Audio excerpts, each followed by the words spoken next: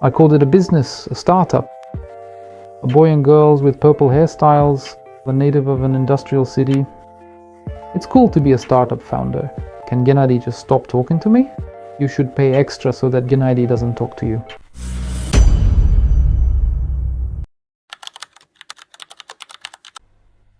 My personal cringe or fail? Well, I try not to let those happen, but from what I remember, what still comes to mind, even though it was quite a while ago, it was more than 10 years ago, we had a client who was involved in some pretty serious manufacturing, and he had a design studio which specialized in industrial design, not just, pretty or not pretty. This was industrial design. So it wasn't just about how it looked, but also how it worked. And I should mention he was from an industrial city, kind of an industrial hub. And I was right in the middle of negotiating with him.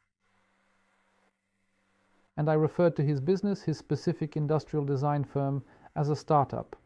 At that time, the topic of startups was already very well established and widely discussed. But I failed to consider his personal perspective and worldview, because for him, being called that was actually quite offensive. He didn't consider his business a startup. In his eyes, those involved in the startup world were nothing more than young boys and girls sporting bright purple hair, constantly sipping on expensive fruit smoothies while lounging around in those modern, wide-open company spaces that lacked any real substance or traditional professional structure.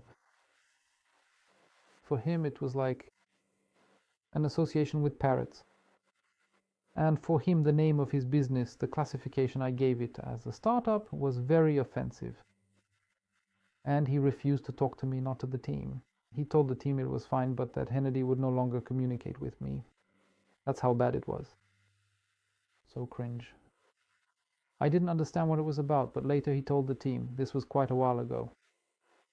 We continued the project, but that's how it happened. What's the takeaway from this? The lesson from this cringe moment is that you have to take into account someone's worldview. I didn't take into account that it was an industrial city and it had its own culture, its own explanatory frameworks, its own terminology. And this story, because we were professional enough, the team managed to somehow diffuse this cringe moment. But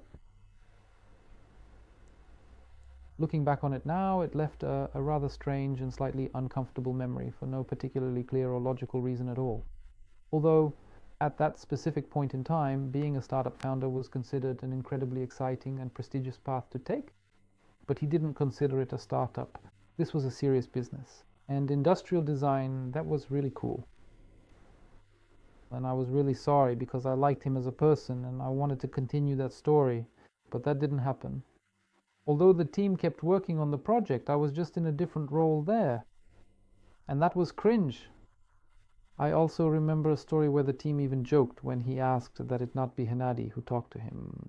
They said you should pay extra so that Gennady doesn't talk to you. That was just one case. Nothing like that happened again. For the most part, everyone communicates with pleasure. And so, if you want to work with a team that takes into account the bigger picture, including your worldview, when it comes to marketing AVIB Internet Marketing Agency, welcome.